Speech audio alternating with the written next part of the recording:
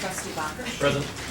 Trustee Beller and Trustee Johnston are both absent tonight. Trustee Gaines. Present. Trustee Waiter. Here. And Trustee Milburn is sick this evening. President Reinhardt. Yes. Just so the record shows, Trustee Beller is in Cleveland at work, and Trustee Johnson is in Hawaii on vacation, and Trustee Milburn is recovering from surgery. So, first order of business is citizen speak, and the first person that is listed under citizen speak is Misty Kelly from McDonald's of Crete. Is Misty here tonight? We can't hear you. Well, you're gonna have to, be quiet, ma'am. That's just all I can tell you. This is all we have to work with, okay? So, we don't, okay. Having noted that Misty is not here, the next order of business then under citizen speak will be, I believe, to address the concerns of at least probably the majority of the people that are here tonight. Having done this a number of times in the past several years, I guess 27 years to be exact, we do occasionally have overflow crowds, and during that period of time, we have to ask everybody to be very vigilant about how they behave. Decorum must be maintained in here. That's the simple rules, basically. Maintain decorum. Because we anticipate that the majority of you are here because of the detention center issue, we've kind of decided that maybe the best way to address this would be to have Tom Durkin, our village administrator, standing over here on my left, read a piece that we have prepared, and it's already posted on our website. It was posted last week, a frequently asked questions piece, and hopefully that will answer at least a good number of questions for the people that are here. Please keep in mind that there are some things that we will not entertain tonight, and that is, we will not entertain any kind of conversations of any kind whatsoever on immigration policy. The Village of Crete does not set immigration policy. So the only thing that we will be discussing, and again, this is not on the agenda, it's only because the people are here, is things that are pertinent to what we know so far, what we have, what we are capable of sharing, because this is all we have. Thank you.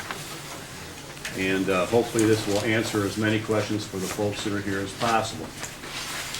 Again, I will stress that we have to maintain decorum. If you cannot control your actions and behavior, you're going to be asked to leave. And I think that if everybody, acts in the appropriate fashion, and also we have to be quiet, because if you expect to hear what's going on, it requires people to be quiet and respect who's speaking. If you are going to speak, and we'll take that up after Tom does his presentation, then we will ask you to state your name and your address so we know who we're listening to, and you can make a statement or ask a question. If the statements or questions become too redundant, we will ask you to, step aside and let somebody else ask something that we haven't heard yet, or make some kind of comment that we haven't heard yet. But excuse me.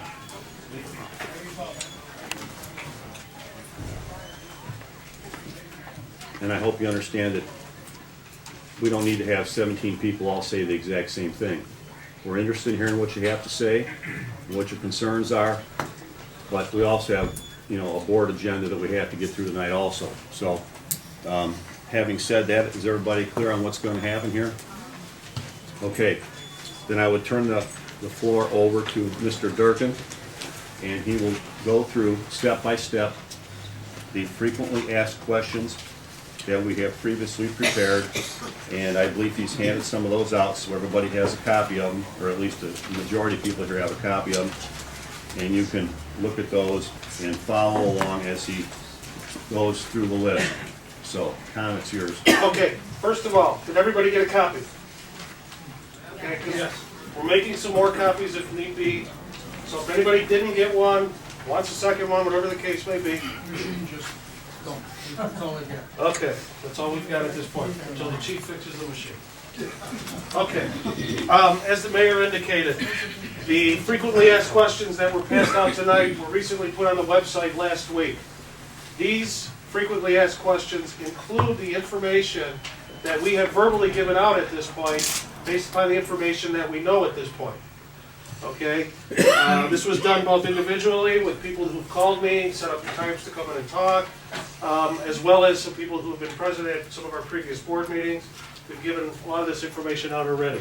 So what I want to do is I want to go through step by step on these 13 questions that are on here to give everybody an idea about where we're at this point, what we know at this point, and where we go in the future, if we go anywhere in the future at this point.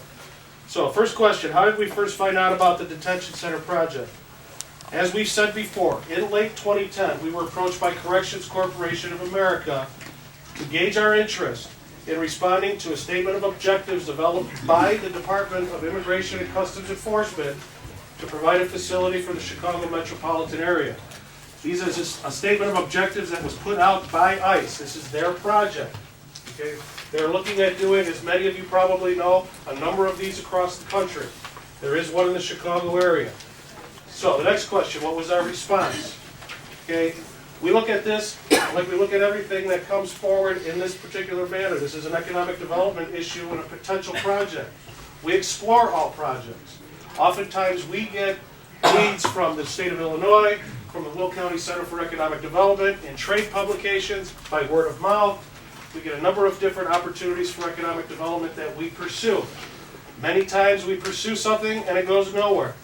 Many times we pursue something, we get some information back, some positive feedback, we go forward, and the project does not go forward. Many times we hit a home run, we end up landing something in the village that looks to diversify the tax base, create jobs, all of the things that we're looking to do to reduce the burden on the individual residential property taxpayer in the village. We looked at this as another thing, like that. We knew that if we received a positive response from ICE on this, that there would be further discussions that would occur regarding this proposed project. So in November of 2010, we submitted that response to a statement of objectives. We also attended a presentation by CCA that was made to ICE in March of 2011.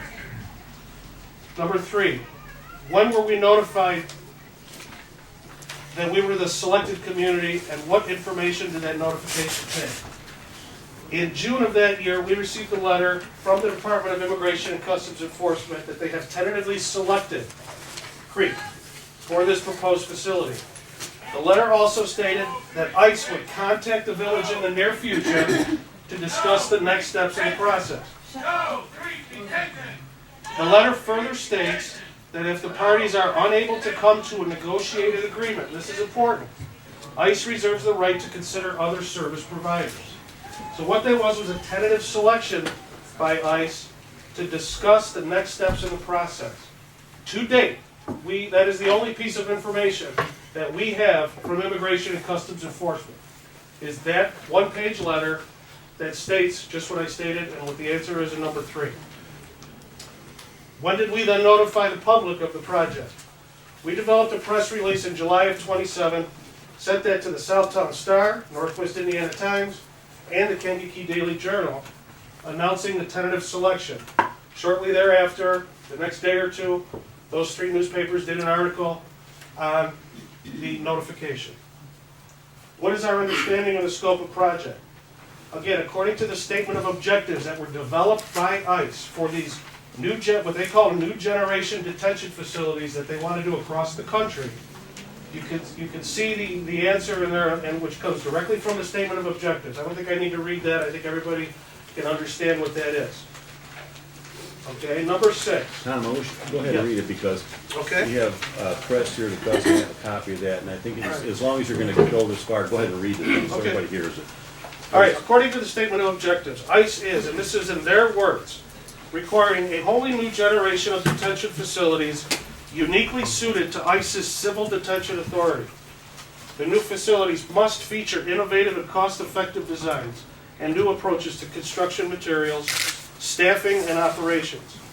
They must also provide easy access